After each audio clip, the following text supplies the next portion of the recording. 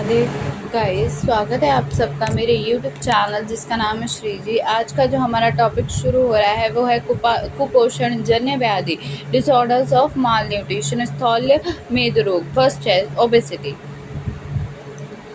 स्थौल्य रोग एक अत्यंत महत्वपूर्ण व्याधि है। वर्तमान समय में स्थूलता एवं महत्वपूर्ण व्याधियों के रूप में शहरों में तेजी से व्याप्त हो रही है। स्थौल्य रोग में मुख्यतः मेदो व स्रोतस की दुष्टि होती है, जिसके कारण मेद धातु की अतिवृद्धि होती है और यह प्रक्रिया अंततः स्थौल्य रूप के रोगों में अव्यक्त होती है। मेदो व स्रोतस के मूल्य जो है वो है, आचार्य चरक ने मेदो व स्रोतस के दो मूल्य वर्णित किए हैं। वृक्क और बपाहन। सामान्य कटी नितंब प्रदेश और बपा में मेदो धातु की वृद्धि अत्यधिक होती है। आचार्य सुश्रुत ने भी मेदो व स्रोतस के दो ही मूल बताए, कटी और वृक्क। आचार्यों ने वृक्क को मेदो व स्रोतस का मूल्य संभवतः वृक्क के अत्यधिक वसा के आवरण के कारण माना है। आचार्य चरक ने बपाहन को मेदो व स्रोतस का मूल बताया। बपाहन से कुछ विद्वान अग्नाशय का ग्रहण करते हैं। आचार्य गणनाथ सेन ने उदार कला को बपाहन माना है। संभवतः बपाहन में उदर गुहा में संचित वसा का ग्रहण किया जाता है। मेदो व स्रोतस दृष्टि के कारण आचार्य चरक ने निम्नलिखित वर्णन करे। अचेष्टा, मेदोवर्धक आहार, व्याध, दिवाशयन, अत्यधिक मद्यपान। मेदो व स्रोतस दृष्टि के उत्पन्न विकार। अष्टनिंदित पुरुष नामक रोग। अष्टनिंदित पुरुष रोग निम्न प्रकार के होते हैं: दीर्घ पुरुष, अति लोम पुरुष, अति हिरसव, बिना लोम वाले, अत्यंत गौरव, अत्यंत कृष्ण, अति स्थूल और अति कृश। प्रमेह रोग के समस्त पूर्व रूप इसमें आते हैं। अगर मैं बात करूं व्याधि परिचय की, तो मेदो धातु एवं मांस धातु की अतिशय एवं अस्वाभाविक दृष्टि से फलस्वरूप मेदो धातु का अतिसंचय एवं मांस धातु की अत्यधिक वृद्धि होकर स्थौल्य रोग की उत्पत्ति होती है। आचार्य चरक ने अति स्थूल की गणना सूत्र स्थान में अष्टनिंदितीय अध्याय में की गई है। आचार्य माधवकार ने मेद रोग का स्वतंत्र वर्णन प्रमेह रोग के पश्चात किया है, जो दोनों रोग को समानता को दृष्टिगत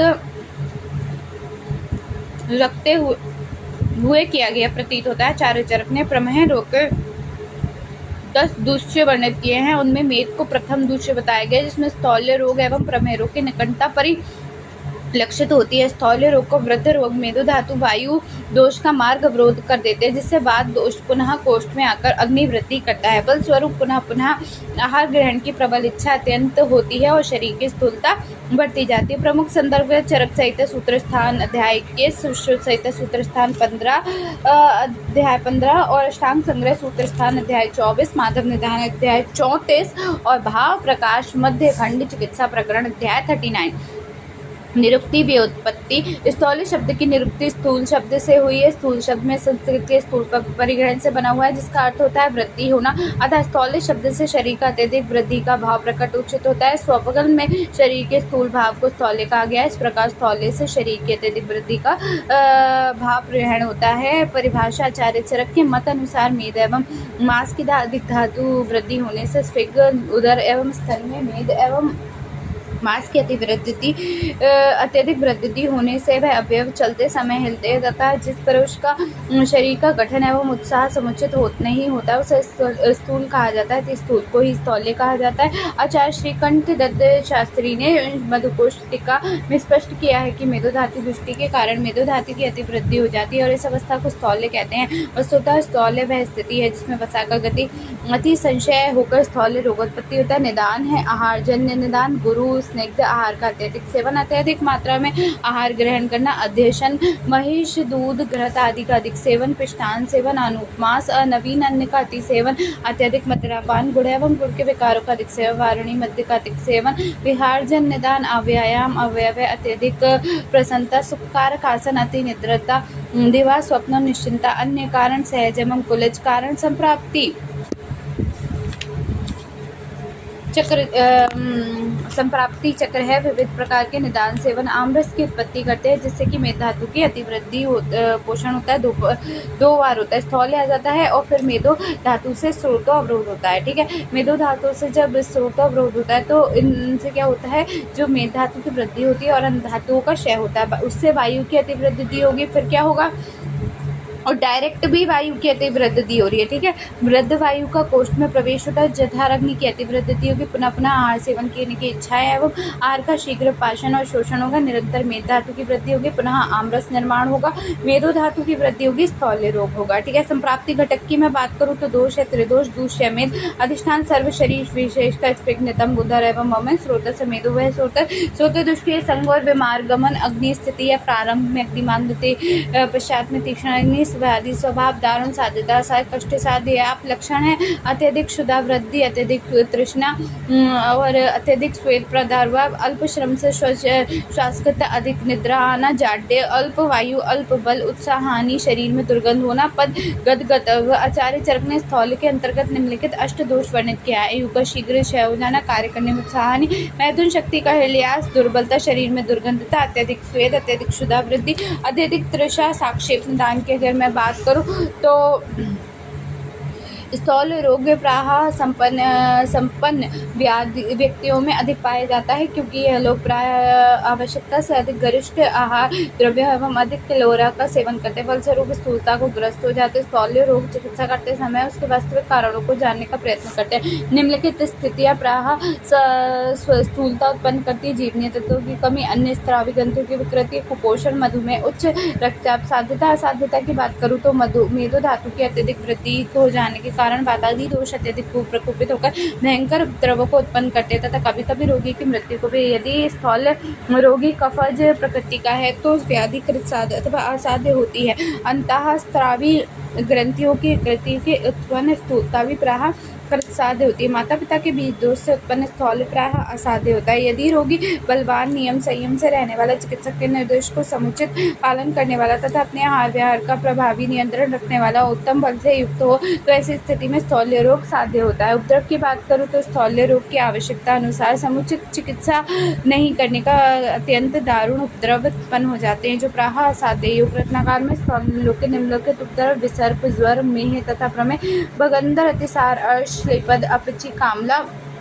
आचार्य सुश्रुत के अनुसार पिंडिका विद्रदी एवं वात विकार को भी स्थूल के अंतर्गत लिया गया है। चिकित्सा सिद्धांत है निदान, परिवर्जन, ठीक है। उसके बाद कर्षण, गुरु अवतर्पण चिकित्सा, संशोधन चिकित्सा, जिसमें क्या है शारीरिक एवं मानसिक व्यायाम, वात कफनाशक आहार विहार का सेवन, मूत्र पुरुष विरेचनीय औषधियाँ और संशमन चिकित्सा। निदान परिवर्जन करना चाहिए। संशोधन चिकित्सा में वमन, विरेचन, निरुबस्ती और कर्षण नस्य का प्रयोग है। संशमन चिकित्सा में रस भस्म पुष्टि है। मात्रा 150 से 250 मिलीग्राम। अनुपान है शहद, पारद भस्म और त्रिमूर्ति रस है। बटअंगादी रस है। बटी की मैं बात करूँ तो मात्रा है 250 से 500 मिलीग्राम। अनुपान है शहद, उष्णोदक, आरोग्यवर्धनी वटी, भेदनी वटी, कटुकी वटी। चूर्ण मात्रा है 3 से 6 ग्राम। अनुपान है शहद, उष्णोदक। त्रिफला चूर्ण है, बचा चूर्ण, पुष्कर मूल चूर्ण, त्रिकटु चूर्ण, फलत्रका आदि। अनुपान गुड़ुची आदि चूर्ण, पिटंगादि चूर्ण। क्वाथ आसवारिष्ट मात्रा है 20 से 30 मिलीलीटर। अनुपान है संभाग जल, मुस्तकादि क्वाथ, अग्निमंत क्वाथ, बृहद पंचपूर्ण क्वाथ, महामंजिष्ट आदि, फलत्रका आदि क्वाथ, लोहा अरिष्ट, विडंगासव, लोहासव, तेल योग ब्रहा एवं अभियांतर प्रयोगात। मात्रा है पान एवं कंडुष 5 से 10 मिलीलीटर। नस है 4 से 8 बिंदु। बस्ती है 30 से 50 मिलीलीटर। अभियंगात आवश्यकता अनुसार। अनुपान है उष्णोदक, त्रिफलक आद्य तेल। इसका प्रयोग जो है पान, अभ्यंग, नस्य, बस्ती, गंडुष, महासुगंधादि तेल, चंदन, कुमकुम, छोटी एला, कपूर खास इनसे बनता है और उपयोग है अभ्यंगाट प्रयोग। लोह मात्रा है 250 से 500 मिलीग्राम है। शहद और गौमूत्र। अनुपान है विडंगादि, त्रिपुष्यादि लोह। गुगलू योग मात्रा है 500 से 1000 मिलीग्राम। अनुपान है शहद, गौधून और उष्ण जल। नवक गुगलू, अमृताद्य गुगलू, त्रयोश दशांग गुगलू, मेदोहर गुगलू। रसायन मात्रा 1 से 2 ग्राम। अनुपान शहद का उष्ण जल। शिलाजत रसायन, गुगलू रसायन, आम्लकी रसायन, लोह रसायन। नेक्स्ट है एकल औषधियाँ जो है गुगलू, वचार, विभतकी, गुडुची, भिडंग, बिल्व, पाटला, अग्निमंत, गौमूत्र, अपमार्ग, रसायन, गंभारिक, श्योनाक, शुंठी, नागरमोथा, आम्लकी, हरितकी, शिलाजतु। एकल नामक औषधियाँ हैं जिनका प्रयोग प्रायः स्थूल रोग चिकित्सा में किया गया है। नेक्स्ट है सत्तू का प्रयोग। मात्रा है 220 से 40 ग्राम और अनुपान है शहद और जल, चवयादि सत्तु, व्यवसादि सत्तु, त्रयोशादि सत्तु। उसके बाद है क्षार योग, मात्रा है 125 मिलीग्राम, अनुपान है तुंडोदक, शहद, एरंड क्षार, यव क्षार, पुनर्नवा क्षार, अपमार्ग क्षार, स्वेदर और दुर्गंध नाशक लेप, मात्रा आवश्यकता शिरीषादि प्रलेप, वासादि लेप, हरितक्यादि लेप, हरितक्यादि योग, दलज आदि लेप और शतयादि उदावर्त। योगासन, प्राकृतिक आसन, इसमें क्या है सर्वांगासन, हलासन, मयूरासन, शीर्षासन इत्यादि आसन लाभदायक होते हैं। ठीक है। आदर्श चिकित्सा, निदान, परिवर्तन, संशोधन चिकित्सा, वमन विरेचन और लेखन बस्ती का प्रयोग, योग आसन, व्यायाम, प्राणायाम, संशमन चिकित्सा, विडंगादि चूर्ण 2 ग्राम, त्रिकटु चूर्ण 1 ग्राम, त्रिमूर्ति 150 मिलीग्राम, शहद से 1 से 2 मात्रा, भोजन उपरांत आरोग्यवर्धनी बटी 250, त्रिपक्षादि लोह 250, नब्बे ग्लू 500 मिलीग्राम, शहद से 1 से 2 मात्रा, भोजन उपरांत लोह आदि 20 मिलीलीटर, संभाग जल से 1 से 2 मात्रा, रात्रि में त्रिफला चूर्ण 3 ग्राम, उष्ण जल से 1 मात्रा। पत्ते आपत्ति पत्ती की बात करूँ तो पुराना शाली चावल, मूंग, कुलथ, यव, कोदो, चावल, मूंग, कुलथ, यव, कोदो, चना, सावा, बाजरा, मक्का, मसूर आदि। ठीक है। उसके बाद है चिंता, ब्रह्म, रात्रि जागरण, स्त्री सेवन, लंघन करना, धूमपेशन, हाथी घोड़े की सवारी, पैदल चला, तर्पण करना, व्यायाम करना इत्यादि।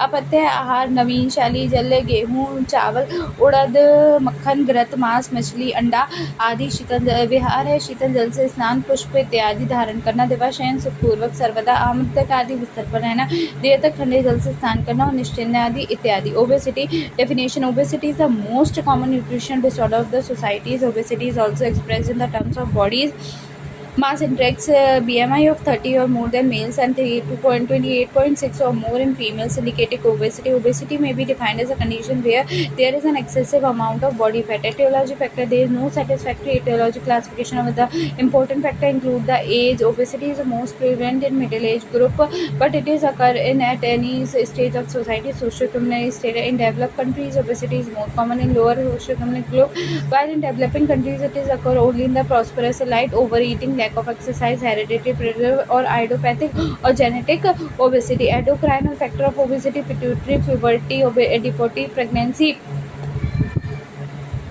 after menopause, thyroid, hypothyroidism, adrenal cortex, Cushing syndrome, pancreas, energy balance, a very small excessive calorie if habitual can lead to the eventual to a large amount of fat, type of body fat distribution, pear type, apple type, systematic effect of obesity, cardiovascular disease, brain में CVS, accidents, mental disturbance, respiratory breathlessness, GI में hiatus hernia, gallstones, gallbladder disease, constipation, joints में osteoarthritis, backache, pregnancy, neutral tube defect, perinatal mortality, pre-eclampsia, gestational, etc.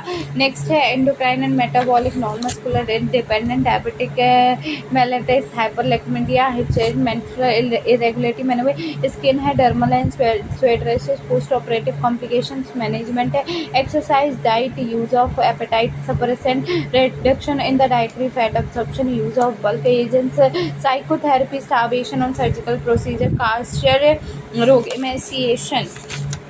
ये इसका next topic है जो हम next video में cover करेंगे, क्योंकि इसमें बहुत लंबे टॉपिक्स हैं, तो ऐसे ही कवर हो पाएगा। अगर आप सोचो कि एक बार में मैं सारे टॉपिक्स कवर कर दूं तो एक बार में सारे टॉपिक्स कवर नहीं हो सकते। यहाँ पे कुपोषण जन्य व्याधि का एक जो टॉपिक है वो पूरा हो चुका है।